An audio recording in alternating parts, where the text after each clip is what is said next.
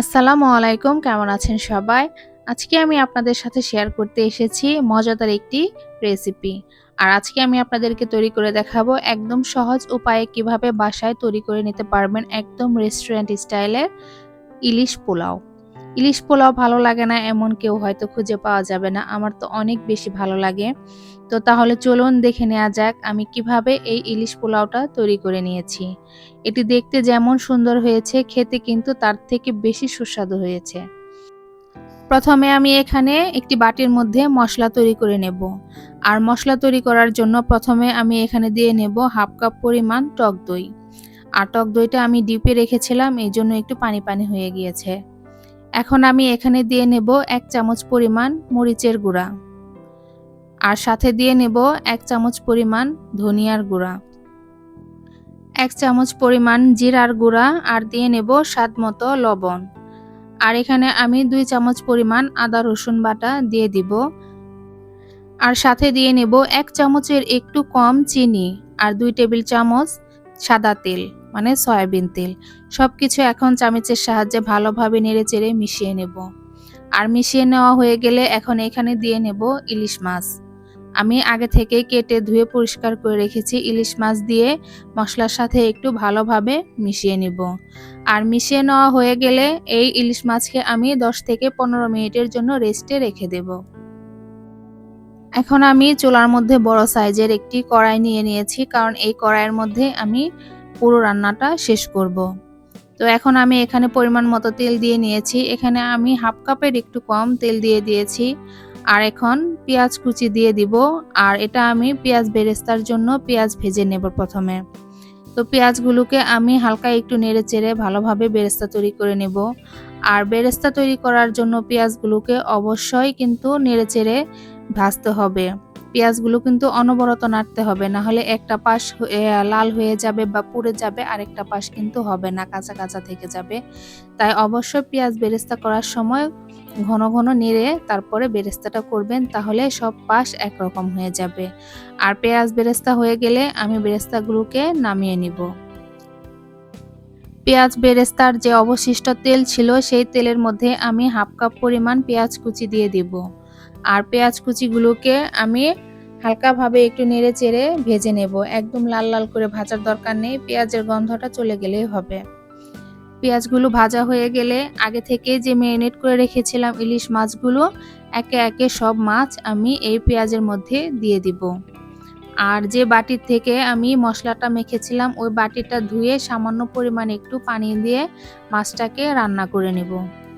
আর এই মাছটা রান্না করতে অত বেশি সময় লাগবে না, আমি 5 থেকে 7 মিনিট এই মাছটা রান্না করে নেব। মূলত আমি যে পানিটুকু দিয়েছি এই পানিটুকু কষানো হয়ে গেলে, মাছটা একটু সুন্দর মতো কষানো হয়ে গেলে, তেল উঠে আসলে আমি মাছটা নামিয়ে নেব। আর একটা পাশ হয়ে গেলে আস্তে আস্তে আমি মাছগুলোকে উল্টে দেব। উল্টে পাল্টে আমি দুইটা পাশই একটু ভালোভাবে রান্না করে নেব, যাতে মাছটা কাঁচা না থাকে। এই বিষয়টা খেয়াল রাখবেন যাতে মাছটা ভালোভাবে রান্না হয়।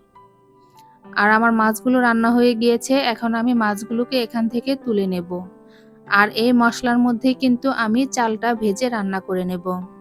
তো এখন আমি এখানে আস্ত এলাচ, দারচিনি, তেজপাতা দিয়ে এই পেঁয়াজের সাথে মশলাগুলোর সাথে একটু ভালোভাবে ভেজে নেব। ভেজে নেওয়া হয়ে গেলে আমি আগে থেকে ধুয়ে পানি ঝরিয়ে রেখেছিলাম পোলাওয়ের চাল, এই চালটা দিয়ে দেব। আর এই চালটা কিন্তু চিনি গুঁড়া চাল না, এই চালটা হলো শাইল ধানের চাল।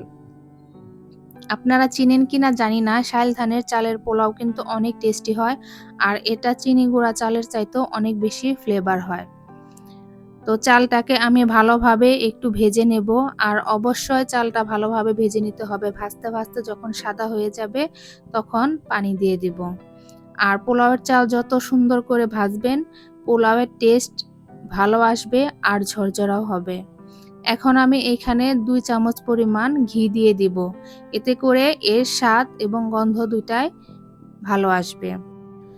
পোলাওয়ের চালটা যখন ভাজতে ভাজতে একদম সাদা সাদা হয়ে যাবে তখন এর মধ্যে আমি গরম পানি দিয়ে দিব।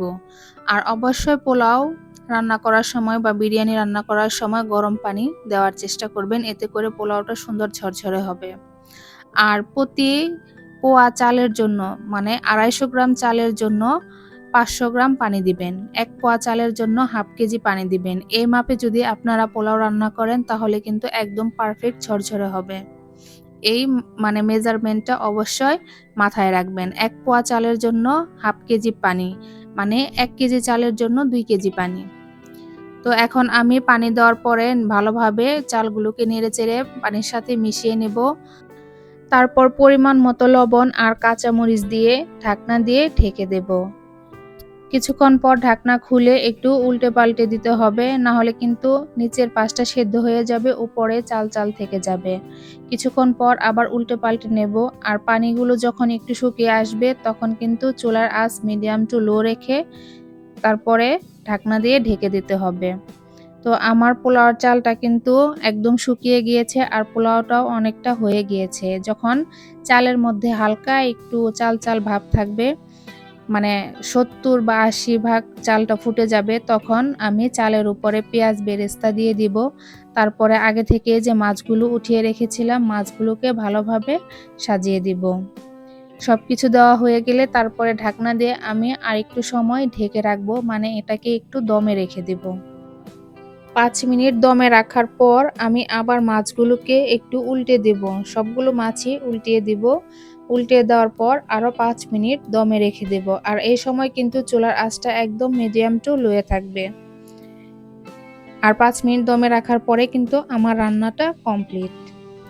আমি একদম সহজভাবে ঘরোয়া পদ্ধতিতে কিন্তু মজাদার ইলিশ পোলাওটা রান্না করে আপনাদের সাথে শেয়ার করলাম। ইলিশ পোলাওয়ের সাথে আমি ইলিশের ডিম ভাজা রেখেছি, কারণ ইলিশের ডিম ভাজা খেতে আমার অনেক বেশি ভালো লাগে। আপনাদের যদি ভালো লেগে থাকে তাহলে আপনারাও কিন্তু ইলিশের ডিম ভাজা অথবা ইলিশ মাছ ভাজাও রাখতে পারেন ইলিশ পোলাওয়ের সাথে।